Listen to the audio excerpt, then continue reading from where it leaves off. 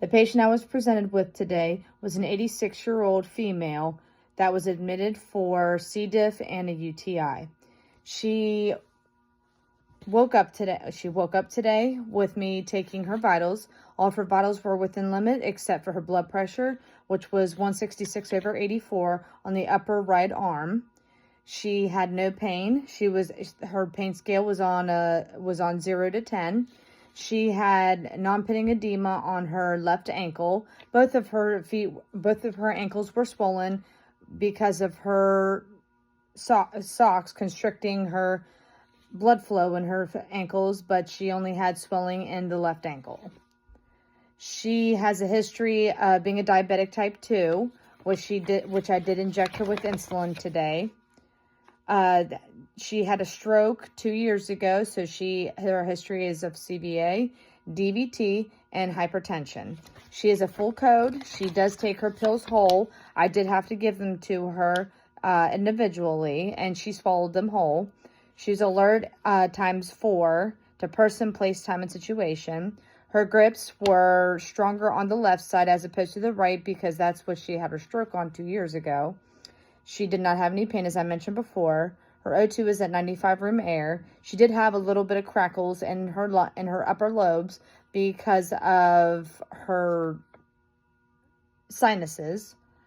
She had a last bowel movement early this morning, a regular bowel movement, because of that they had been watching her bowel movements because of the C. diff that she had. She had diarrhea for 30 days. She did have tears on her skin. She did have tears on her gluteal area because of the C. diff and because of the diarrhea that she had for several days. She was continent while awake, incontinent at times, and wore a brief at nighttime. She was an assist ×1 minimal assist, that she did have weight bearing, and she was able to scoot at the end of the bed with assistance. She ate all of her food this morning by herself. All that she needed was some things to be opened up because of the weakness in her right arm. She was able to have assistance with getting herself dressed. She is able to bathe by herself, and she was in occupational therapy for most part of the day. She got up and she walks with a walker by herself with supervision, and she would like to regain her independence by going to therapy each and every day. My recommendation is for her to keep her feet elevated in bed, which she did have her feet elevated whenever I did come to her this morning.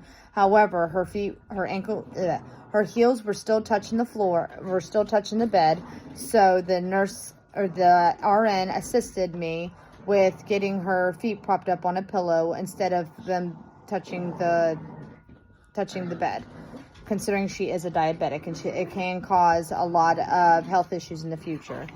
I do recommend that she does keep her feet elevated, that she does do a lot of ambulation by herself, and that she can go home without any issues or be a fall risk.